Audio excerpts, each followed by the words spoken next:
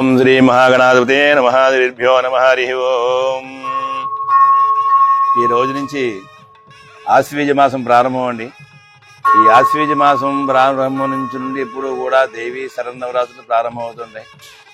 అలాగే మన ఆచన గ్రామంలో ఉన్న శ్రీ ఉమా రామేశ్వర స్వామి వారి దేవాలయం నందు ప్రతి సంవత్సరము కూడా భక్తుల యొక్క సహాయ సహకారంతో దేవస్థానం వారి ఆధ్వర్యంలో ఈ యొక్క 9 రోజులు కూడా అలంకారాలు జరుగుతున్నాయి. అదేవిధంగా ఈ సంవత్సరం మన దేవాలయం ముందు 11 రోజులు వచ్చింది. దసరాలు 11 రోజులు. అంచేతన ఏంటంటే దేవస్థానం వారు నూతనంగా వచ్చే పాల్గొనే వారు ముందుగానే ఇవన్నీ తెలుసుకుని ఈ సంవత్సరం కూడా స్వామివారి విశేషమైన అలంకారాలు చేయించాలని గుళ్ళో వాళ్ళ సంకల్పించుని భక్తులందరినీ కూడా సహాయ సహకారాలు తీసుకుని ఈ యొక్క 11 రోజులు కూడా 11 మంది జాతుల చేత ఇక్కడ అమ్మవారిని నిలబెట్టడం జరిగిందండి. ఈ రోజుని ప్రథమంగా అమ్మవారు అలంకార స్వరూపిణిగా ఉన్న అమ్మవారి పేరు బాలా త్రిపుందరి దేవి అండి. ఈ రోజు బాలా త్రిపుందరి అమ్మవారిగా ఉంది. ఇలాగే 11 రోజులు ఒక్కొక్క రోజు ఒక్కొక్క అవతారం రూపుని.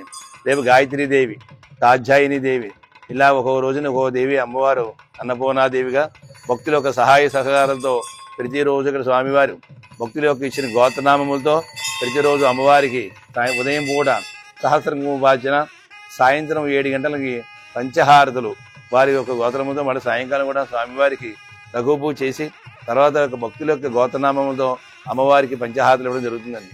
గాన 50 మంది భక్తులందరూ కూడా వచ్చి ఈ యొక్క విశేషమైనటువంటి అలంకారాలన్నీ కూడా ధరించి చూసి తీర్థప్రసాదం స్వీకరించవలసిందిగా కోరుకుంటున్నామండి. మనకి ఎంచేతనంటే ప్రతి సంవత్సరం కూడా ఒక్కొక్క మాసంలో ఒక ప్రత్యేకత వస్తూ ఉంటుంది. ఇప్పుడు మనకి ప్రతిదీ కార్యం చేయం అవ్వాలంటే గడపను పూజిస్తాం. అలాగే మనకి సంపూర్ణ శరీర ఆరోగ్యాలు, శత్రుభాషలు అన్ని శత్రుదోషాలన్నీ పోవాలంటే అమ్మవారిని ప్రార్థించాలి. ఈ అమ్మవారిని ఒక్కొక్క రోజు ఒక్కొక్క అవతారం, ఒక్కొక్క అలంకారంలో ఉంటుంది. ఇందులో ఉగ్ర రూపంతో ఉంటుంది, శాంత రూపంలో ఉంటుంది. ఇటువంటి రూపాలు కలిగిన మాసం ఈ యొక్క ఆశ్వీజ మాసం. ఈ యొక్క ఆశ్వీజ మాసంలో భక్తులకి వారికి ఏ సంకల్పం ఉందో ఆ రోజుని ఆ దేవతను తెలుసుకుని వారు చక్కగా వచ్చి ఈ యొక్క అమ్మవారి దేవాలయానికి వచ్చి దర్శనం చేసుకుని వారి యొక్క గోత్రనామంతో అమ్మవారిని యొక్క అర్చించి పూజించినట్లయితే వారి యొక్క కోరికలు కూడా తప్పకుండా నెరవేరుతాయని మనకి ఇతిహాస పురాణాలు ఉన్నాయండి. అంచేతని అందరూ కూడా భక్తి శ్రద్ధతో తమ శక్తి అనుసారంగా స్వామివారి దేవాలయం వచ్చి ఉదయం కానీ సాయంకాలం కానీ వచ్చి తప్పకుండా అమ్మవారిని చూసి ఆవిడ సంబంధించిన ఒక శ్లోకం కానీ, ఒక ధ్యానం కానీ, ఒక నమస్కారం కానీ చేసుకున్నట్లయితే వారికి అనుకున్న సంకల్పాలన్నీ కూడా నెరవేరుతాయని చెప్పి మనకి ఇతిహాస పురాణాలు ఉన్నాయి. కావున 50 మంది కూడా చక్కగా ఈ యొక్క అవతారాలన్నీ కూడా చూసి ధరించి అమ్మవారి యొక్క తీర్థప్రసాదం స్వీకరించవలసిందిగా కోరుతున్నాము.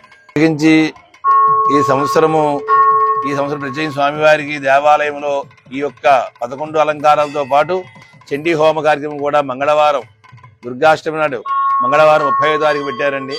భక్తులందరూ కూడా 516 రూపాయలు చెల్లించి మీకు గోత్రనామాలు ముందుగానే తెలియపరిచేసుకుని ఆ రోజు స్వయంగా మీరు కూడా వచ్చి ఈ యొక్క చండీ హోమం తిలగించి చండీ దేవత యొక్క తీర్థ ప్రసాదం స్వీకరించాలని కోరుతున్నాం.